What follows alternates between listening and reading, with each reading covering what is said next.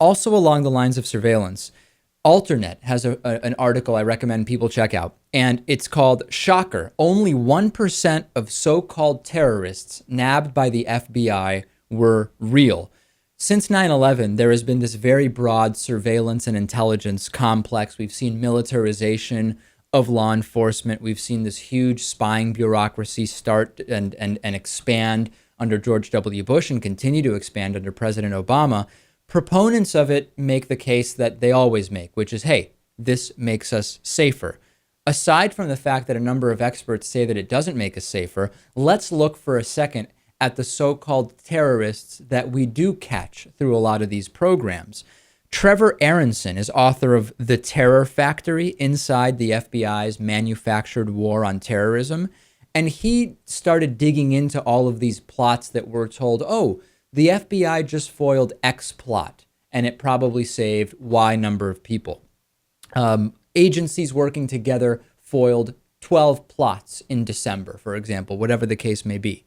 In the book, Trevor Aronson says, I'd say the majority of the foiled attacks that are cited are only foiled attacks because the FBI made the attack possible in the first place, and most of the people who are getting caught in these foiled attacks are caught in sting operations that use an undercover FBI agent, someone posing as an Al-Qaeda operative, etc. In all of these cases, the would-be terrorists, the defendants, right, those who were going to perpetrate some kind of attack and didn't, at best have a vague idea that they want to commit some kind of violent act. They don't have weapons. They don't have connections with any international terrorist groups.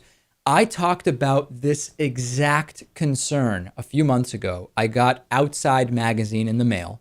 There was an article in it about an FBI sting that targeted some so-called or would-be eco-terrorists, right?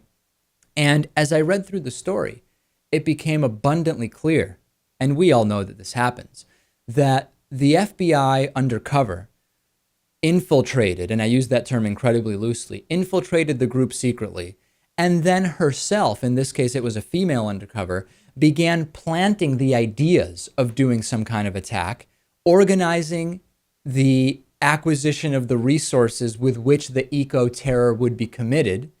And by the end of the entire case, we were really pretty far from any strong evidence that without her suggestion, without her help, any terrorist act would have been committed.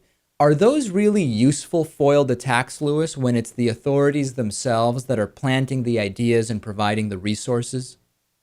Hard to say when you bait people like this. I mean, what percentage of those people are going to go on to commit some type of heinous act? I would say it's a very small percentage. So, yeah, and not only that, not only those situations, but the situations where faulty intelligence just leads to the detention of someone who has no associations with any terrorist group or activity or any ill will, who just finds themselves in being, I guess, unlucky.